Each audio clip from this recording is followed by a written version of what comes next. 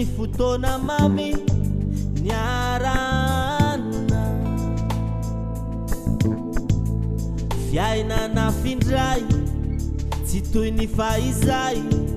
zao no manomboka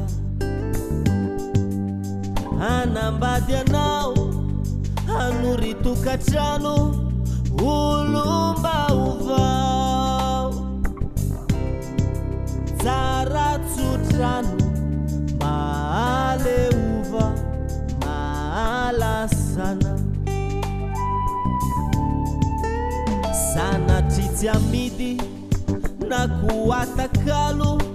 risombiny aiky ny tena satrinay hoe wanilanay mandrakiza lalampiainanio yanao ny safidy ny anjara tandry marena tokatrano lavitra jany higogany mami madefera mahareta fani fanambadina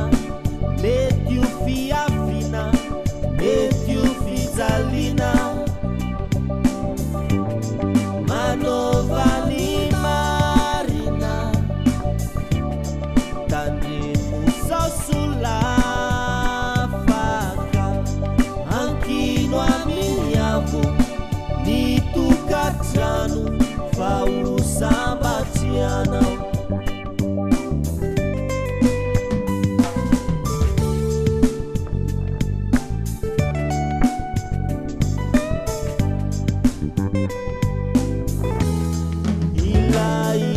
dinao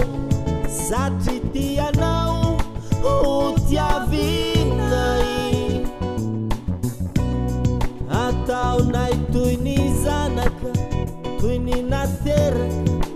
warovana ireo rafozanao sy ny fianakaviny yanao no efanjarany diavo izy ireo satry solonay atao bitoanay mandefera mahareta fany fanambadina mety ho fiafina mety ho fijaliana manovany marina tandremo saoso